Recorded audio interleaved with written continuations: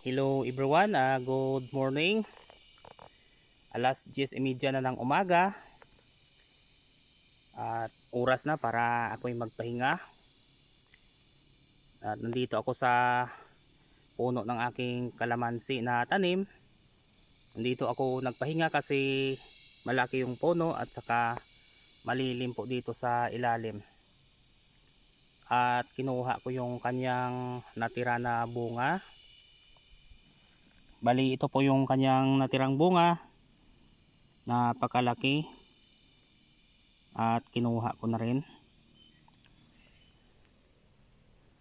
At yung ginawa ko ngayon ay nagtabas ng mga damo.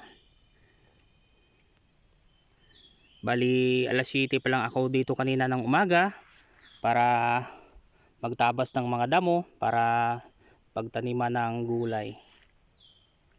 Wala na kasing presyo yung yung kopras at saka abaka. Mas maigi na magtanim na lang ng malawak na gulay para kahit paano ay mayroong income. Mas mahal pa nga yung presyo ng gulay ngayon kaysa kopras.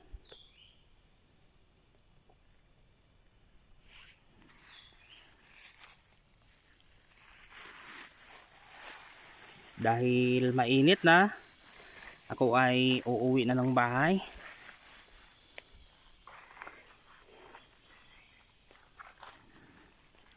At kaya malaki yung bunga ng aking kalamansi kasi puro organic yung puno. Kaya sustainable yung kinakain ng mga ugat.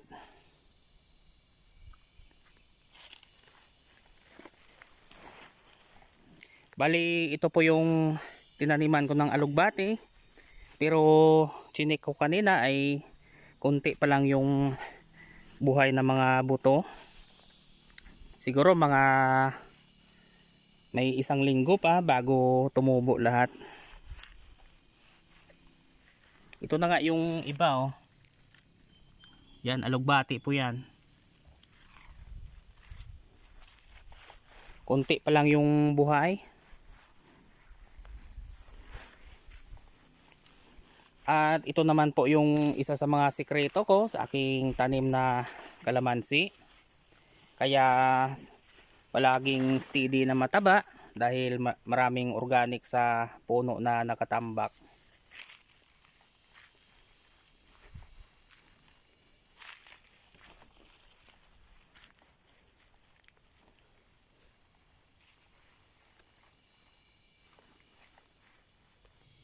So ito mayroon ng ibang buhay na alugbati. At siyempre hanggang dito sa masukal na porsyon ay gagawin ko rin na taniman ng gulay para pag malawak yung tanim na gulay ay maraming maibinta sa palengke.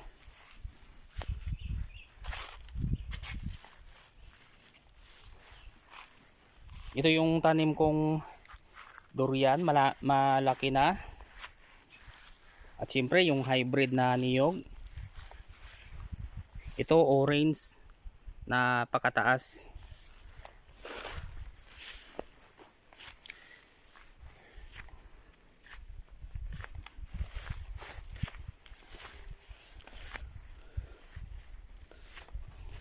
Marami kasing bunga yung mga tanim kong lansones dito, kaya kailangan meron akong tanim na gulay dito para ma-monitor ko palagi yung mga bunga ng aking lansones.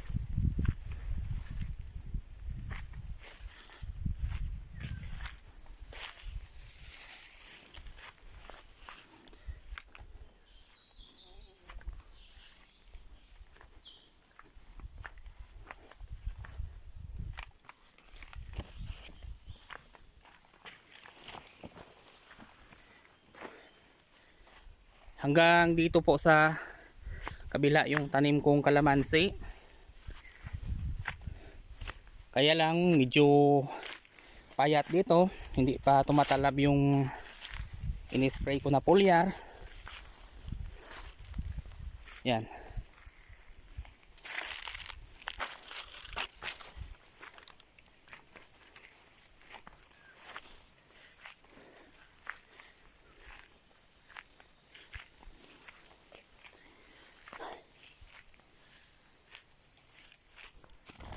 At siyempre guys, mayroong itlog ng pugo. Hindi ko na hinuli yung inahin kasi kawawa naman.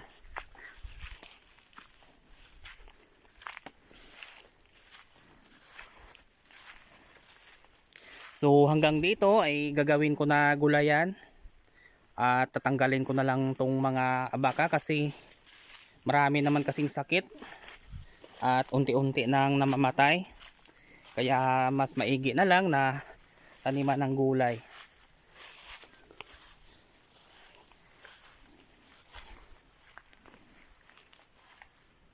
Yan guys, yung mga lansones at puro may bunga yan lahat.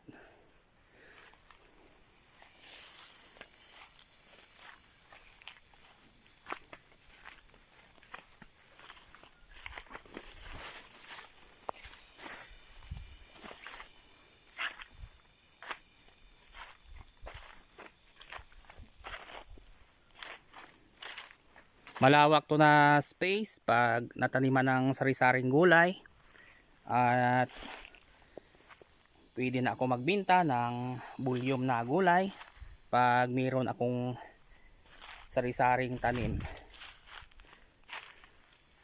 Pag ganito kasi itsura ng abaka ay wala kang maaasahan pag ganito, at saka trisya yung hatian. Bali dalawang parte yung sa nagtatrabaho at isang parte sa iyo na may-ari, kaya lugi talaga.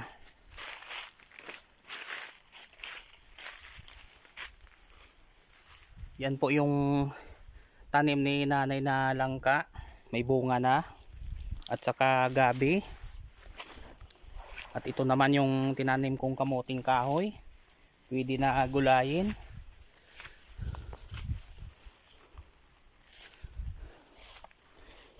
At yan naman po yung tanim ng ate ko na kakao. At kung makikita nyo po, itong lansones ay sanga lang po yan. Sanga na itinanim ko pero nabuhay. At saka malaki na.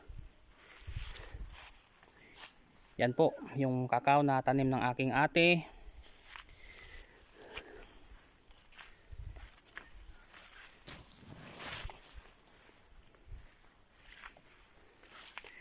At ito naman po yung tanim kong hybrid na niyog.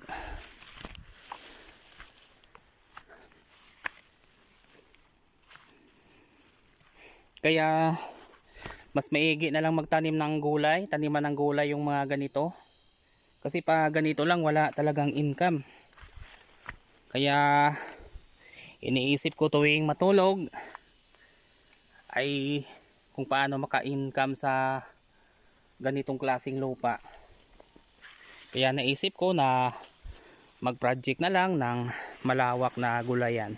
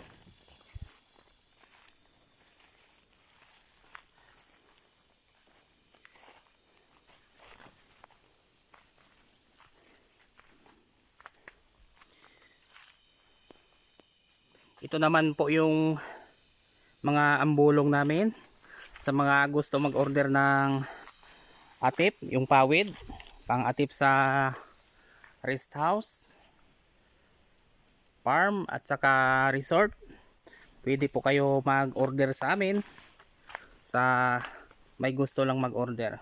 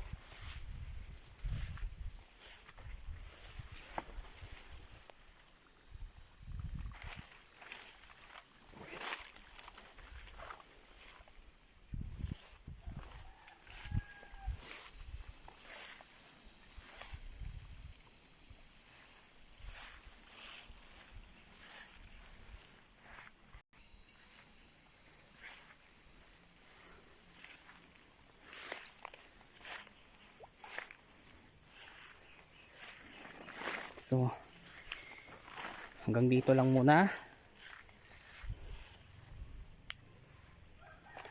kasi nagugutom na ako at saka malapit rin ako sa bahay.